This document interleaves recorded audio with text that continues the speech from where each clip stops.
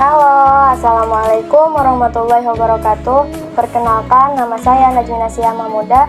Saya berasal dari Lampung Barat. Saya santri dari Pondok Pesantren Miftahul Huda Al-Musri, 1 Jambi. Di sini saya akan menerangkan orang yang harus bersungguh-sungguh dalam menuntut ilmu. Siapa saja sih orang yang harus bersungguh-sungguh dalam menuntut ilmu itu? Di dalam kitab Ta'lim Muta'alim menjelaskan ada 3 orang yang harus bersungguh-sungguh dalam menuntut ilmu. Yang pertama, orang yang sedang menuntut ilmunya. Kenapa penting? Karena orang yang sedang bersungguh-sungguh di dalam menuntut ilmu itu penting di dalam 3M. Yang pertama, mengaji. Yang kedua, menghafal. Yang ketiga, mengamalkan. Ketika kita mengaji, kita harus bersungguh-sungguh dalam mengajinya. Jangan sampai bermalas-malasan.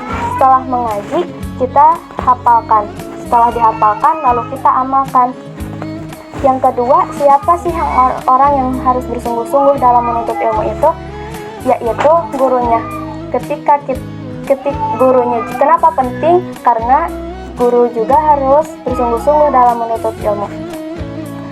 Contohnya di dalam istiqomah di dalam mengajarnya. Karena ada bahasa la karomah bila istiqomah.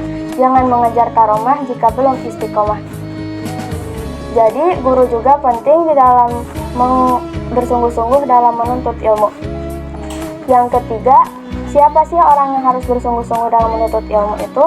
Yaitu ayahnya. Kenapa ayahnya penting? Karena ayah yang menanggung semuanya.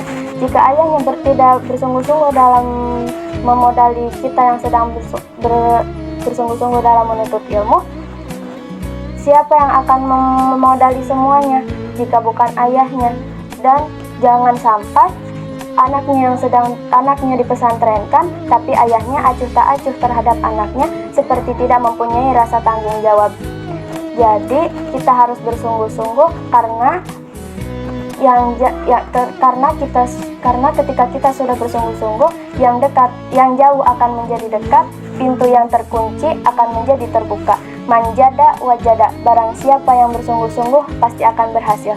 Dan setiap keberhasilan itu pasti ada kesuksesan. Sebelum kesuksesan itu datang, pasti ada kesulitan. Setiap kesulitan pasti itu adalah cobaan. Cobaan itu ada 2. Yang pertama, cobaan yang pahit, dan yang kedua, cobaan yang manis. Tapi banyak orang yang lulus dengan cobaan yang pahit. Karena apa? Mereka merasa ketika mereka sedang dicoba. Tapi banyak orang yang tidak lulus dengan cobaan yang manis karena mereka tidak merasa mereka sedang dicoba. Mungkin hanya ini yang dapat saya sampaikan. Khudma sofa wada makadar, ambil yang baik, buang yang buruk. Wassalamualaikum warahmatullahi wabarakatuh.